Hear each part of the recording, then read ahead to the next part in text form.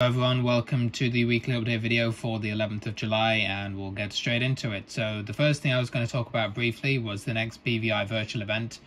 There's a couple of them, but we'll do this one first. So on this Sunday, we'll be doing a long haul event from about 4 p.m. Zulu, as voted for by our members, from Zurich to Boston. We did one a few weeks ago, of course, around Europe, and it was talked about that we wanted to do some kind of long haul event so that we could relax in the flight and maybe get some ATC, practice Oceanic, we'll see. So yeah, that's what we'll be doing this Sunday, and then we have a very exciting event coming up after that, which will be on Saturday the 13th of August as part of TFM's anniversary celebrations in conjunction with TFM, the developers, and BVI, of course. BVI Virtual, we're going to be doing an event with them to celebrate from Miami to San Francisco. These airports were chosen because Miami is the training base for one of the training bases anyway for BVI, and San Francisco was chosen because of its links to the Flight Sim Expo and talks that have been given in the past. So it was also just a nice flight, a bit of a cross country. So that's what we'll be doing to celebrate, and we're going to see what ATC we can get a hold of through ATC VATSIM divisions and do the event that way. And that won't just be a BVI event, that'll be anyone who wants to join, even if you're not a BVI member, which, why are you not? But anyway, I'm joking, of course. If you're not a BVI member, you are in the community and you want to join, then also, feel free. So let's get on to TFM and the weekly update blog. So they've been working on the center overhead panel this week. There are a couple of things on here. Some of them appear less useful than others. I've picked out a few just for the sake of time that I thought were particularly interesting. You will have access to the emergency lights. You will have access to the equipment cooling supply switch. You'll have access to the chime switch. I'm not too sure what that is, and possibly the no smoking chime switch, I don't know. The seatbelt sign as well. So that's 4 things. There was a total of about 8 of them, so you can go and read them, of course, as always, on the blog. And there was a few points that they stressed at the end of the post, and that I would just like to read, I guess, since they put them there as well.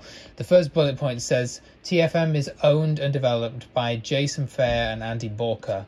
So I think there was some confusion, apparently, from what I can gather from where this comment came from, that a couple of people had thought that other people developed TFM from the expo talk.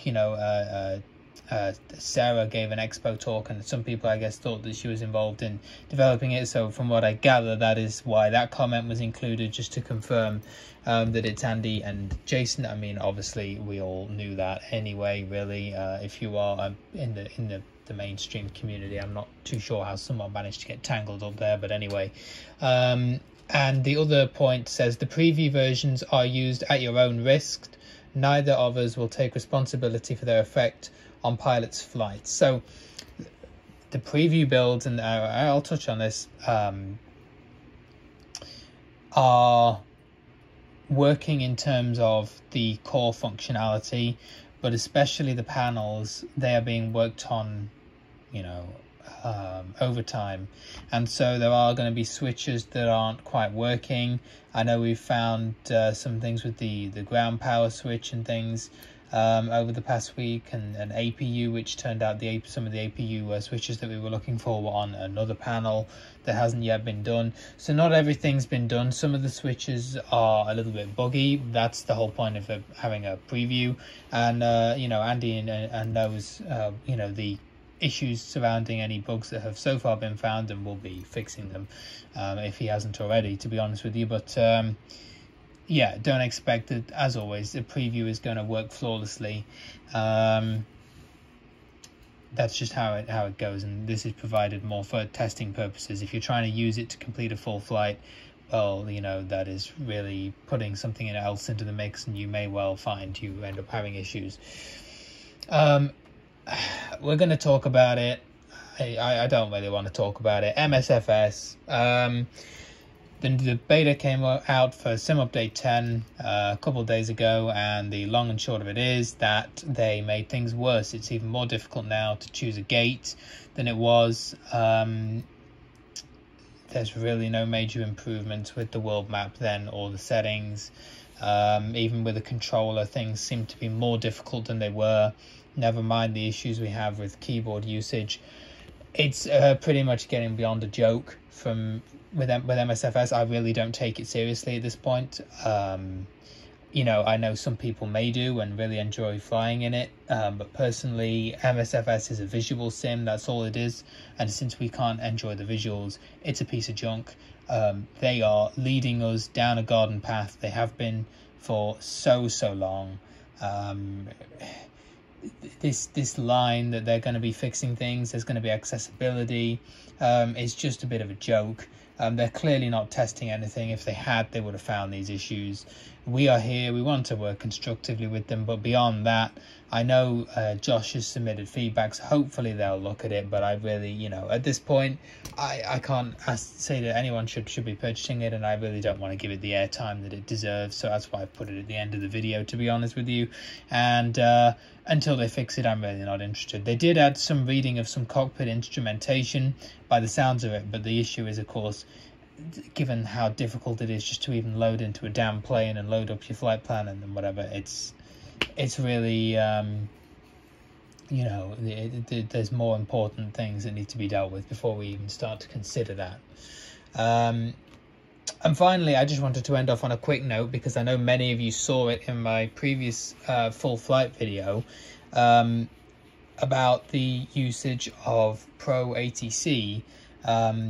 Pro ATC's been doing really well for me in terms of giving vectors on the approach. I know they've done some updates relatively recently to it, and I also was able to use it in conjunction with VATSIM.